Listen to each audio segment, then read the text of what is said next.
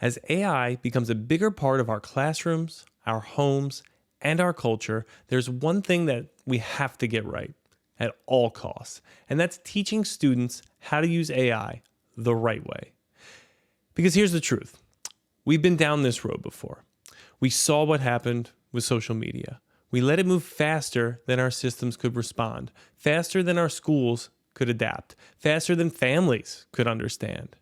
And now, years later, we're still scrambling to undo the damage, from misinformation to digital addiction to mental health impacts we never anticipated. We cannot afford to make the same mistake with AI. If we let this technology grow up with our students without teaching them how to use it, how to question it, challenge it, and use it with purpose, the consequences could be far worse. That's why I think this work matters. It's not just about using AI in the classroom. It's about teaching students how to live in an AI-powered world. So how do we do that?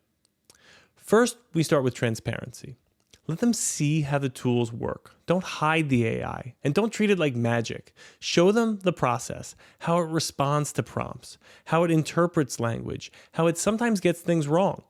Demystifying AI is the first step to using it responsibly. Second, emphasize that AI is a tool, not a shortcut. We teach students that using AI to think with them is very different from using it to think for them. We can do that by showing them examples, giving them structured activities, and asking them to reflect on when AI helped them learn and when it just gave them the answer. Third, we connect the concept of garbage in, garbage out.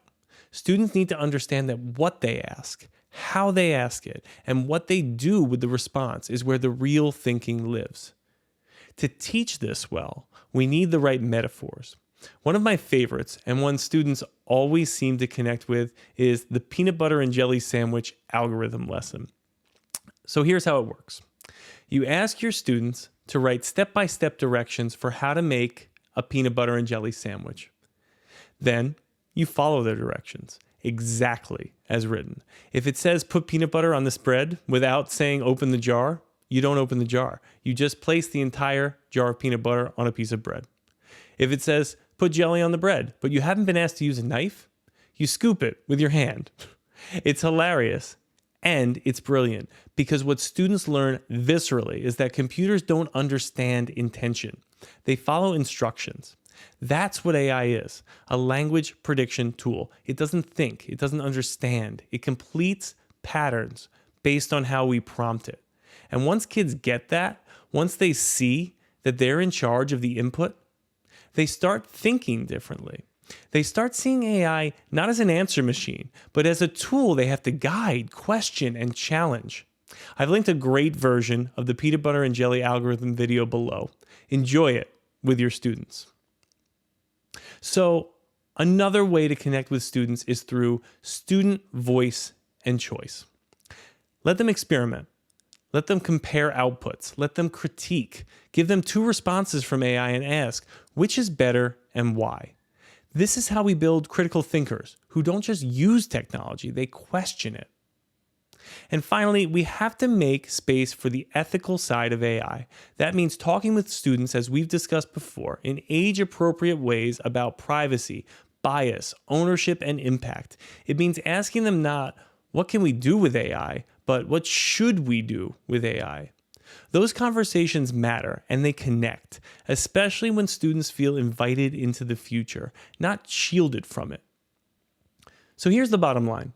If we don't teach our children how to use AI, TikTok will, YouTube will, Discord will, and the values our students absorb won't be critical thinking, empathy, and ethics. They'll be speed, shortcuts, and viral content. This is our opportunity to do it differently, to get ahead of the curve, to shape this moment instead of reacting to it. So let's do it together. Like if you agree, comment your thoughts, share this with a colleague, and subscribe for more content just like this.